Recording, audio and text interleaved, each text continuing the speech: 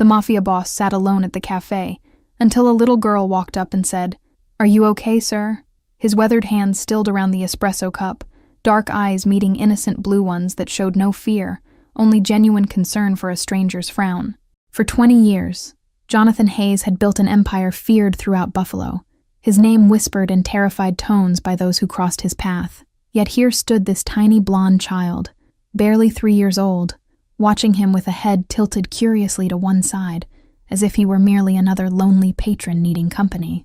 "Becky, no. Come back here right now." A young woman rushed forward, horror etched across her face as she realized her daughter had approached the most dangerous man in the city. Her slender fingers trembled as she scooped up the child, avoiding eye contact with the notorious crime lord. "I'm so sorry for disturbing you," she mumbled, cheeks flushing crimson as she backed away, clutching her daughter protectively against her chest.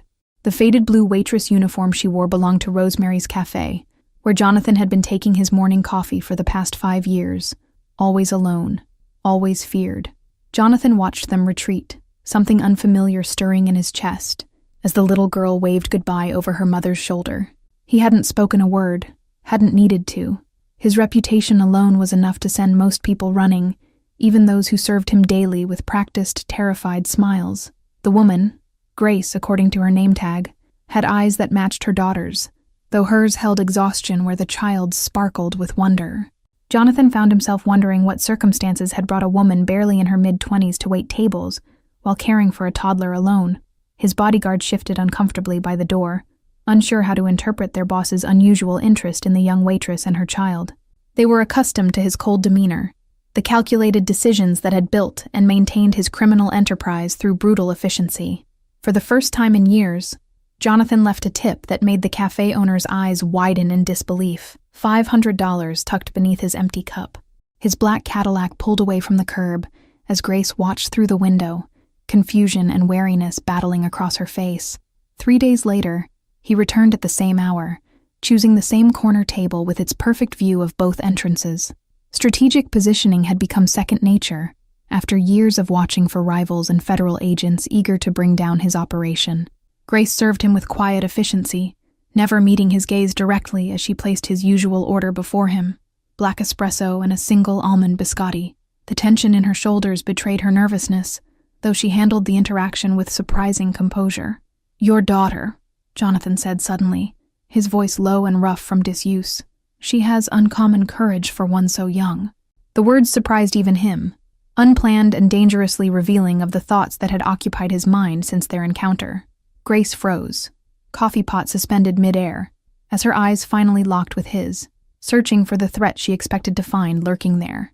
Instead, she saw something that made her pause, a genuine curiosity, perhaps even respect, in the gaze of Buffalo's most feared crime lord.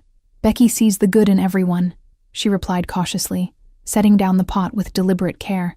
"I try not to discourage it, even though the world—" She trailed off, leaving unsaid what they both knew, that the world would eventually teach her daughter harder lessons.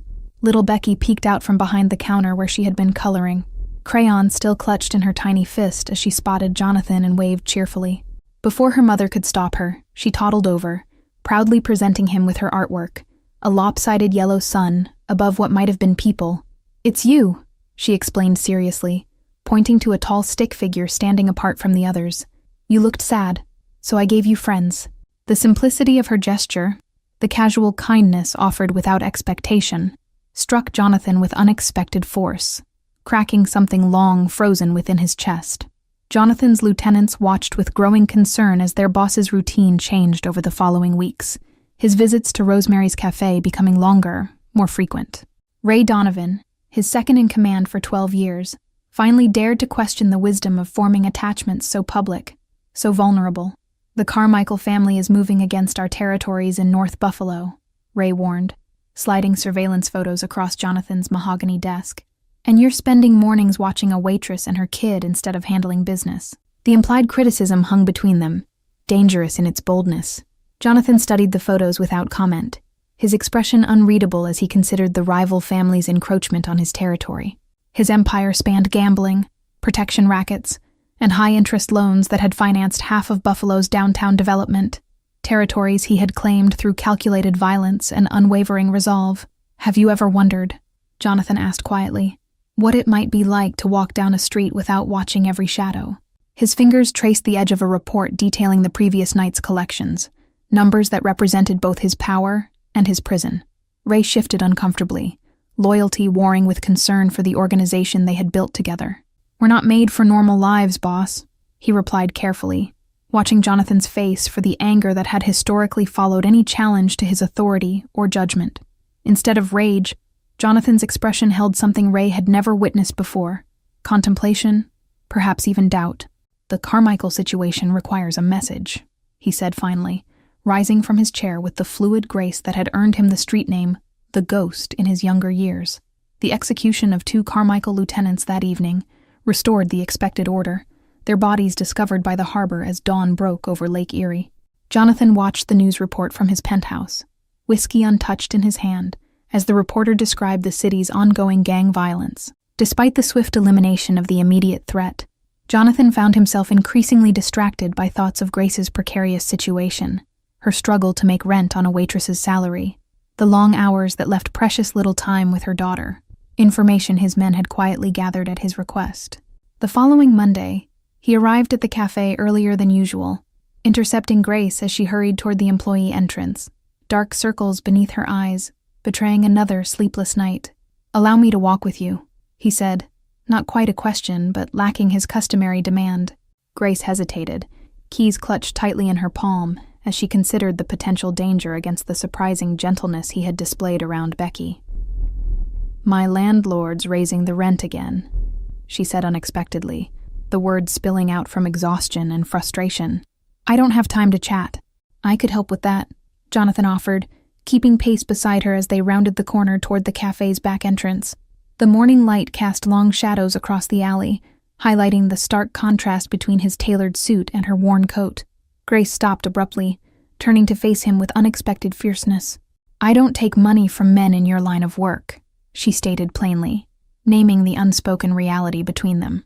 "Whatever you think you might want from me or my daughter, the answer is no." Jonathan felt an unfamiliar sting at her rejection, at being judged, however accurately, for the life he had built. "Not all assistance comes with strings," he responded, maintaining a careful distance between them, despite his desire to step closer, to somehow prove himself different from her expectations. Behind the cafe, Becky waited with Mrs. Winters, the elderly owner who watched her before opening hours. The child's face brightened at the sight of Jonathan, her innocent delight in his presence another crack in the armor he had spent decades constructing around himself. That evening, as thunder rolled across Buffalo's skyline, Grace discovered an envelope in her locker containing 3 months' advance rent, paid directly to her landlord. No note, no expectations, just financial breathing room she desperately needed. She stood frozen, rainwater dripping from her coat onto the cafe's linoleum floor. Across town, Jonathan sat in his car outside the rundown apartment building where Grace and Becky lived, watching shadows move behind their third-floor window. The neighborhood buzzed with the kind of desperation he had once exploited. Addicts, small-time dealers, people with nowhere else to go.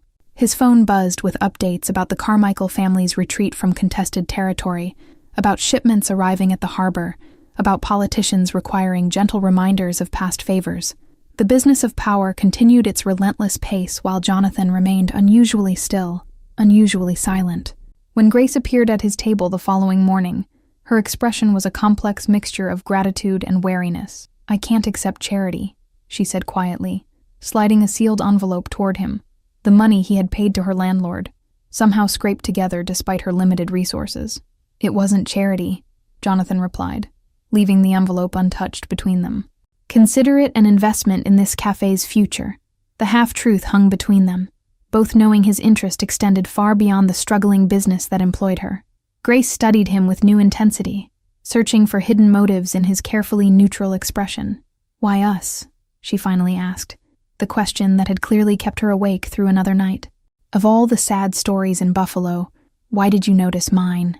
Jonathan considered the truth, that her daughter's simple question had pierced defenses built through decades of calculated cruelty, that Grace's determined dignity despite crushing circumstances reminded him of his own mother's struggles long ago.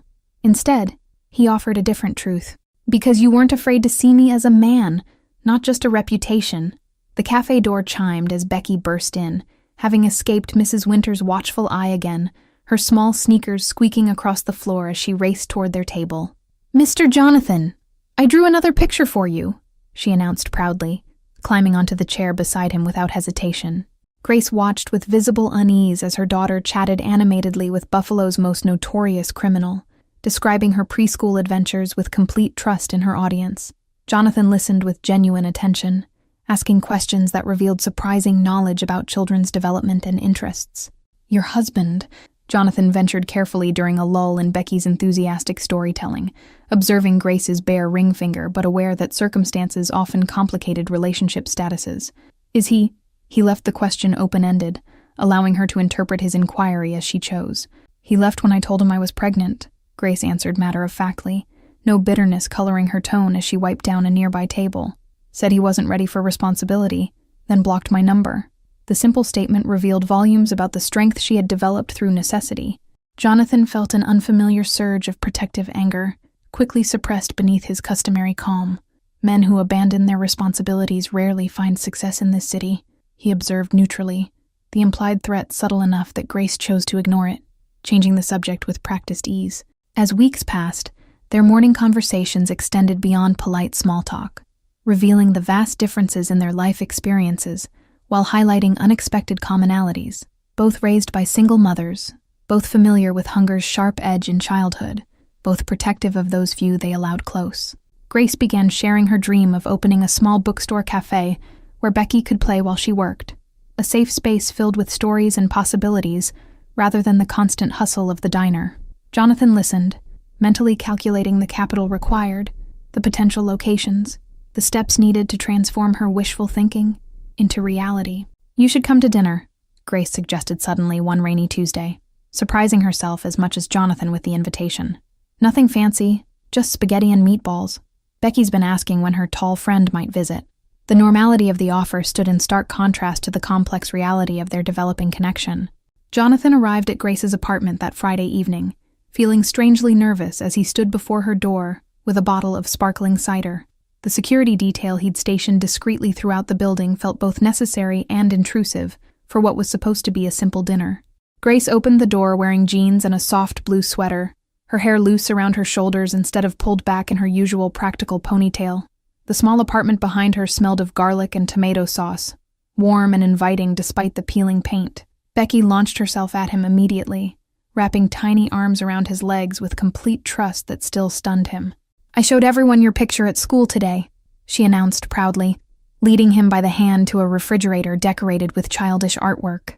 "You're different with her," Grace observed quietly as they stood side by side in her cramped kitchen, preparing salad while pasta bubbled on the ancient stove. "Gentler than I imagined someone in your position could be." As autumn deepened into October, their Sunday afternoons in Delaware Park became a ritual. Becky feeding ducks by the lake while Jonathan and Grace sat on a nearby bench. They gradually shared pieces of themselves that no one else had been trusted to hear. "My mother worked 3 jobs, Jonathan confessed during one such afternoon, watching fallen leaves spiral toward the lake's surface. "She died believing I'd become a lawyer, her one success story making it out of poverty through legitimate means." Grace's hand found his between them on the bench, her fingers cool against his palm as she offered connection without demanding further explanation.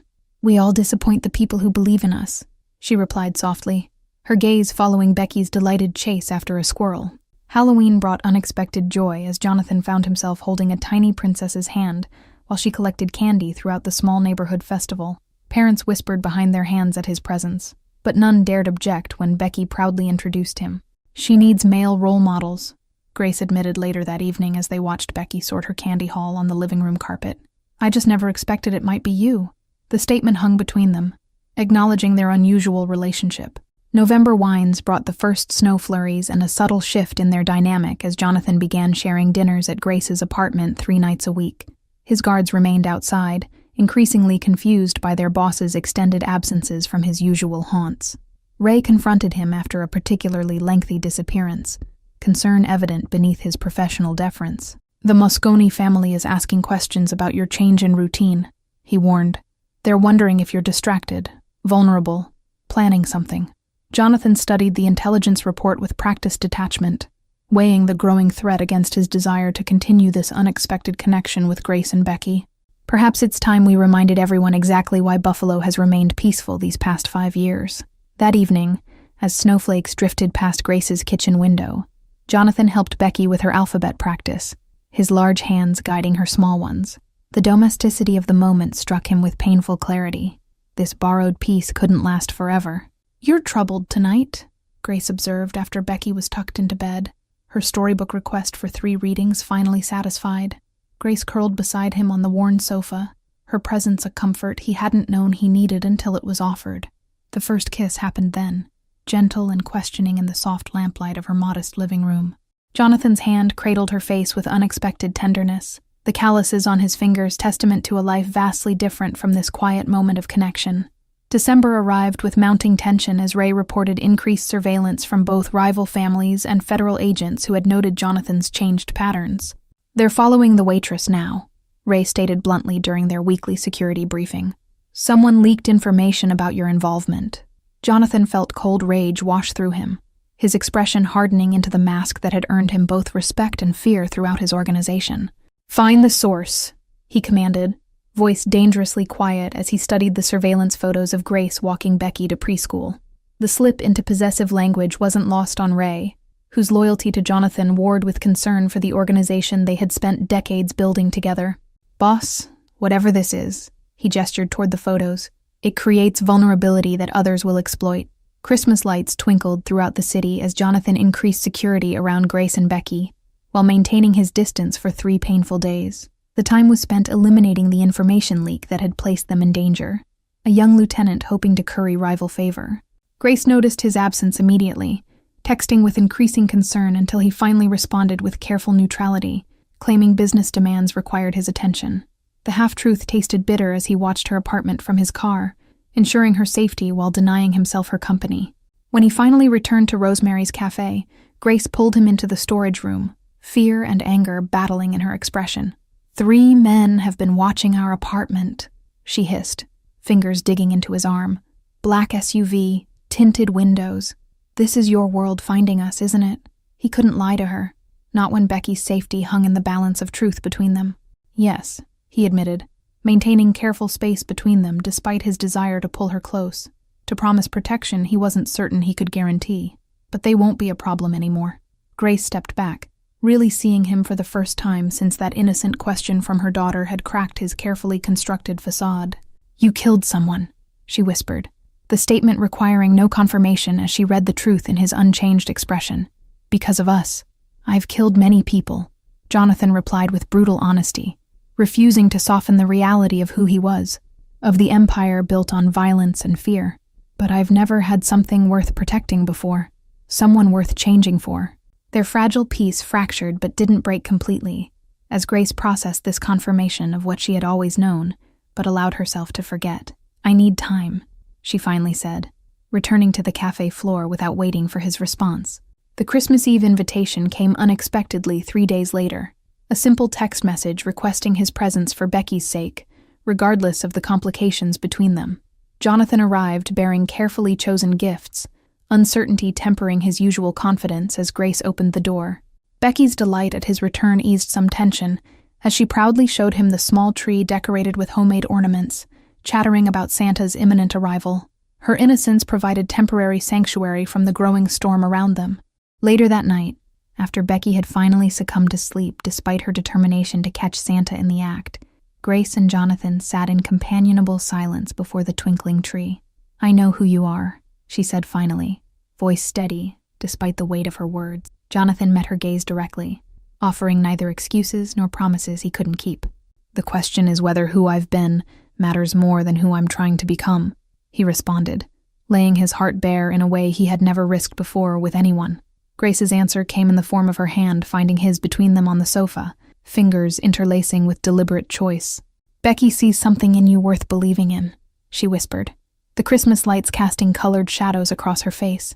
"I'm choosing to trust her judgment." January brought heavy snow and heavier decisions as Jonathan weighed options that had never before seemed viable.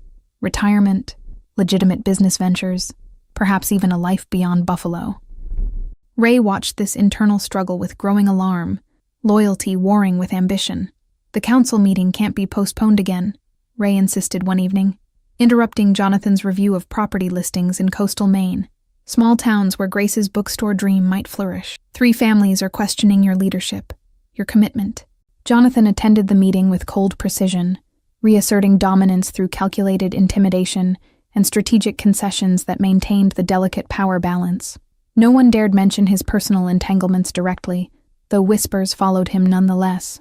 The morning news reported a warehouse fire at the harbor, Moscone territory, with 3 casualties among the rival family's lower ranks. Jonathan watched Grace's face as she processed the report, her eyes finding his across the café with new understanding of the violence he still employed. "We need to talk about the future," Grace said that evening after Becky was asleep, her voice tight with suppressed emotion.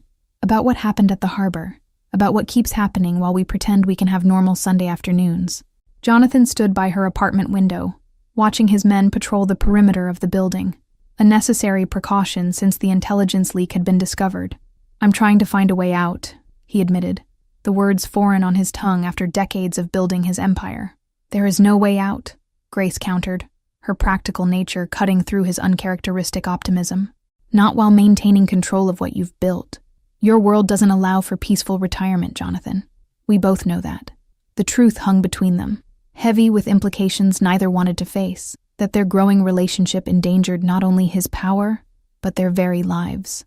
"I can protect you," Jonathan insisted, crossing the room to take her hands in his, needing her to believe him. "At what cost?" Grace asked quietly, her eyes searching his for answers he couldn't provide. "How many more warehouse fires?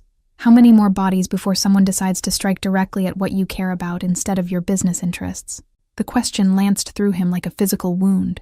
The vulnerability he'd allowed himself by caring for Grace and Becky suddenly laid bare.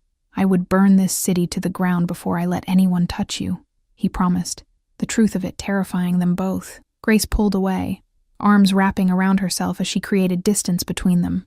"And that's exactly why this can't continue," she whispered, tears gathering despite her evident resolve. "I won't raise my daughter in the shadow of that kind of violence, even for love." The word hung between them, love, neither having dared speak it aloud until this moment of impending separation.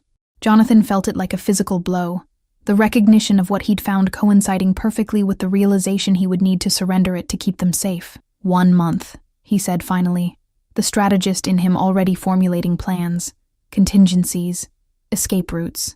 "Give me 1 month to dismantle what needs dismantling, to ensure no one follows when you leave Buffalo. Then you'll never see me again." Grace's sob caught in her throat, the finality of his decision both exactly what she'd asked for and nothing she wanted. "Becky will be devastated," she managed, the unspoken addition that she would be equally broken hanging silently between them. Jonathan crossed to her then, gathering her against his chest as he pressed his lips to her hair, memorizing the scent of her shampoo, the feeling of her heartbeat against his. "I need you alive and safe more than I need you with me," he whispered, the hardest truth he'd ever spoken. The carefully orchestrated exit plan proceeded with military precision as Jonathan liquidated assets, transferred ownership of legitimate businesses, and prepared documentation for Grace and Becky's new identities. February's bitter cold matched the ruthless efficiency with which he dismantled 20 years of criminal enterprise. Ray's suspicions grew with each passing day, his loyalty increasingly strained by Jonathan's unexplained decisions and secretive phone calls. "The Carmichael family is moving into the void you're creating," he reported during a tense meeting, "and the Moscones are watching the waitresses building around the clock." Jonathan doubled Grace's security detail, instructing his most trusted men to prepare for immediate extraction if necessary, while maintaining enough distance to avoid drawing attention. The countdown to their departure, 3 weeks, then 2, then 10 days, felt both agonizingly slow and terrifyingly swift. Grace packed quietly at night after Becky was asleep, selecting only essentials that could fit in 2 suitcases, photographs and keepsakes of their life in Buffalo. New birth certificates and social security cards waited in a sealed envelope beneath her mattress, escape routes memorized. The betrayal came not from a rival family, but from within, as Ray finally pieced together Jonathan's exit strategy and the role Grace played in it. "You're walking away," he confronted Jonathan in his penthouse office, disbelief hardening into something darker. "Throwing away everything we built for a waitress?" Jonathan neither confirmed nor denied the accusation, years of practice keeping his expression unreadable as he assessed the threat level Ray now presented. "Go home, Ray," he said finally, turning back to the documents on his desk. "We'll discuss this tomorrow when you're thinking clearly." The warning call came at 2:17 a.m. One of Jonathan's guards reporting Ray's meeting with a Moscone lieutenant at an abandoned waterfront property. Jonathan was already moving, gun secured at his back as he called Grace's phone repeatedly, each unanswered ring accelerating his heartbeat. The apartment door hung open when he arrived, furniture overturned, and Grace's careful packing scattered across the floor in clear signs of struggle. Becky's small pink backpack lay abandoned by the door, the stuffed rabbit Jonathan had given her for Christmas still clutched in its straps. Ray took them to the old grain elevator on Michigan Avenue, his driver reported after a flurry of calls to informants throughout the city. "Moscone's men are there too. It's a setup, boss. They're waiting for you to come alone." Jonathan stood motionless in the ransacked apartment, years of tactical thinking crystallizing into absolute clarity as he picked up Becky's stuffed rabbit. "Tell everyone who's still loyal to meet at warehouse 3 in 30 minutes. Full arsenal. No questions asked."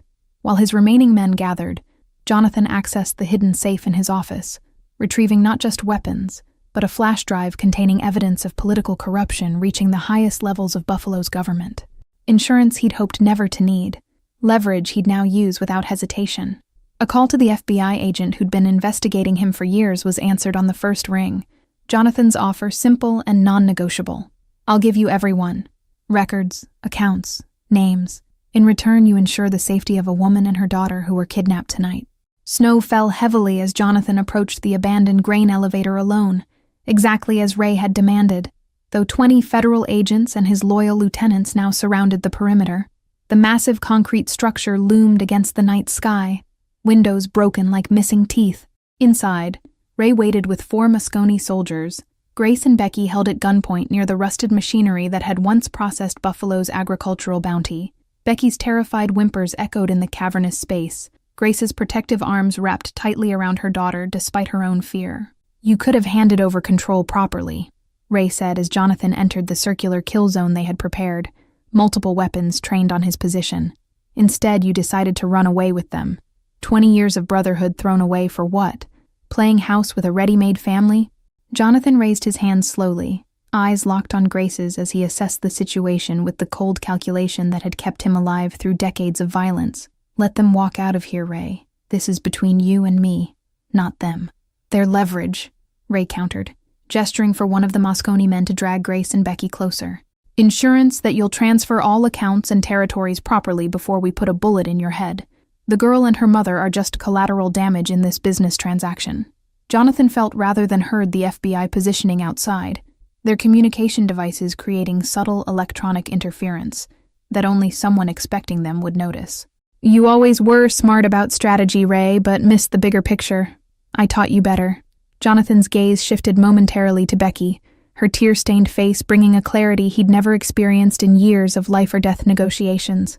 In this moment, all his power, all his wealth, meant nothing compared to the trust in those innocent eyes that had once asked if he was okay. "You taught me that weakness gets you killed," Ray spat, nodding to one of his men who pressed his gun harder against Grace's temple. "That woman made you weak, made you forget who you are, what we built together when nobody believed in us." Blood from a cut above Jonathan's eye trickled down his face as he calculated distances, angles, reaction times, the mathematics of survival he'd mastered long ago. His right hand twitched imperceptibly toward the secondary weapon hidden at his ankle, a movement so subtle only someone trained by him would notice. Ray's laugh echoed harshly through the abandoned structure, genuine amusement mixing with bitterness. "The bigger picture? You mean the family you pretended we were? The loyalty you abandoned the minute some kid asked if you were okay? The bigger picture is knowing when the game is over," Jonathan replied calmly, his gaze never leaving Grace's terrified eyes, as he subtly signaled her to be ready. "When to cash out your chips and walk away before you lose everything." A flashbang grenade crashed through the window behind Ray, the explosion of light and sound providing the distraction Jonathan needed to launch himself toward Grace and Becky, shielding them with his body as federal agents stormed the building from multiple entrances simultaneously. Gunfire erupted as the Moscone men engaged with the FBI tactical team, bullets ricocheting off ancient machinery while Jonathan dragged Grace and Becky behind a concrete pillar. "Stay down," he commanded, pulling his weapon as Ray disappeared into the shadows of the massive structure. "Jonathan Hayes, you're under arrest," an FBI agent shouted through the chaos, clearly recognizing the crime boss despite the operation's unusual parameters. "Put down your weapon and put your hands where I can see them." "Get them out first," Jonathan called back, nodding toward Grace and Becky while keeping his gun trained on the darkness where Ray had vanished. "That was our deal, Agent Bryce. They leave safely, then I surrender." Two agents moved forward cautiously to escort Grace and Becky toward the exit, the little girl sobbing uncontrollably as she reached back toward Jonathan. "Don't leave him," she cried, her innocent understanding of the situation breaking something irreparable in Jonathan's heart. A single shot rang out from the shadows, the bullet missing Jonathan by inches as Ray made a final desperate attempt at revenge. "If I'm going down, you're coming with me," Ray's voice echoed, the betrayal in it absolute, as he moved between the massive grain silos. Jonathan pushed Grace toward the FBI agents, his decision made in the fraction of a second between heartbeats. "Take care of our girl," he whispered, brushing his lips against her temple before turning back toward the darkness where his former lieutenant waited. The final confrontation happened in the silent center of the grain elevator, two men who had built an empire together now facing each other with nothing left to lose. "You could have had everything," Ray said, blood from a wound received during the FBI entry staining his shirt. "I already found something better," Jonathan replied simply, lowering his weapon in a gesture that confused Ray momentarily. "Something real. That's why I win even if I lose everything else tonight." The bullet that ended Ray's life came not from Jonathan, but from an FBI sniper positioned in the rafters, the clean shot dropping him instantly as agents swarmed the area. Jonathan placed his gun on the ground and knelt with his hands behind his head, his empire crumbling around him. 3 years passed before Jonathan Hayes saw daylight as a free man, his unprecedented cooperation with federal authorities resulting in reduced sentences and witness protection, rather than the lifetime imprisonment he had expected. The spring sunshine felt foreign on his face as he exited the minimum security facility. A nondescript sedan waited at the prison gates, a federal marshal holding the door without comment as Jonathan slid into the back seat. "Where are we going?" he asked, the civilian clothes they'd provided still stiff and unfamiliar after years in prison uniforms. "Coastal Maine," the marshal replied, passing a sealed envelope containing new identification, credit cards, and a deed to a small property near the ocean. "New name, new start. The deal you made is complete. Everyone who might have recognized you is either dead or in prison." The small coastal town appeared on the horizon after hours of driving, white clapboard houses and fishing boats creating a picture so removed from Buffalo's urban landscape that it seemed almost unreal. Jonathan felt his heartbeat accelerate as they turned down a tree-lined lane toward the shore. A small blue house sat nestled among pine trees at the end of the road, wildflowers growing alongside a winding path to the front door. The marshal pulled to a stop, nodding toward the house without further explanation, as Jonathan slowly exited the vehicle. He stood frozen on the gravel driveway, uncertainty replacing the confidence that had defined him for decades as the front door opened slowly. Grace stepped onto the porch, 3 years older but somehow more beautiful than his memory had preserved, her eyes cautious but welcoming. "Are you really here to stay this time?"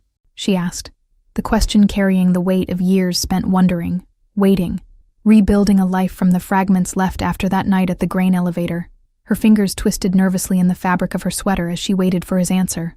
"If you'll have me," Jonathan replied simply, remaining where he stood, giving her the space and power to decide whether the sacrifices he'd made were enough to earn a place in the life she'd created here. "I have nothing left to give except myself. No power, no empire. Just me." From behind Grace's legs, a small face appeared. Becky, now 6 years old, her blonde hair longer, but her curious expression unchanged as she studied the stranger on their driveway. "Mom, is that him? The man from your stories?" A small bookstore cat darted between Becky's legs, a ginger tabby with curious eyes that assessed Jonathan with feline indifference before deciding he was worthy of approach. "That's Mr. Whiskers," Becky explained seriously, as if introducing 2 important friends. "He protects our books." Jonathan noticed the faint scar along Grace's wrist, a reminder of that terrible night at the grain elevator when she'd fought to protect her daughter, despite impossible odds. The wound had healed, but the mark remained, much like the invisible scars they all carried from their time in Buffalo. Behind them, the marshal's car pulled away silently, removing the last official connection to his former life, as the government kept its end of the bargain that had saved dozens from prison and put key evidence in federal hands. Jonathan watched it disappear around the bend, the final chain broken. Grace nodded, tears gathering as she placed a gentle hand on her daughter's shoulder. "Yes, sweetheart, that's Jonathan, the one who made sure we found our happy ending, even when it seemed impossible." Her eyes never left his face as she spoke, searching for the man she had fallen in love with beneath the changes prison had wrought. Recognition dawned in Becky's eyes as she stepped forward, studying him with the directness that had first cracked his defenses years ago in a Buffalo cafe. "You look sad again," she observed, head tilting to one side. "Are you okay, sir?" The echo of their first meeting broke something open in Jonathan's chest, tears falling freely as he knelt to meet her at eye level. "I'm much better now, seeing you both," he answered honestly, offering his hand to the child who had unknowingly changed the course of his life. Becky bypassed his outstretched hand and threw her arms around his neck instead, the unconditional acceptance of a child who had been told stories of his sacrifice rather than his crimes. "Mom said you'd come find us when you could. She made me wait a really long time." Jonathan looked up at Grace over Becky's shoulder, the question in his eyes answered as she moved down the porch steps toward them, her own tears falling unchecked. "I never stopped believing you'd find your way back to us," she whispered, joining their embrace on the sun-dappled driveway. Behind the blue house, the ocean stretched endlessly toward the horizon, waves crashing against rocky shores with rhythmic certainty. The small bookstore cafe in town bore Grace's name on a hand-painted sign, the dream she'd shared with him in whispered conversations now a reality. Their story had begun with an innocent question from a child who saw past a fearsome reputation to the loneliness beneath. It continued now in this peaceful place, far from the violence and power that had defined Jonathan's former life, with the family he had sacrificed everything to protect. "Welcome home," Grace whispered against his lips, as Becky tugged them both toward the house, eager to show Jonathan her room, her books, the life they had built while waiting for him. "We saved a place for you, just in case miracles really do happen. Thank you all for following this story. If you're enjoying it, write in the comments where you're watching this story from. And don't forget to like, subscribe, and share the video, because your support is important for me to continue here.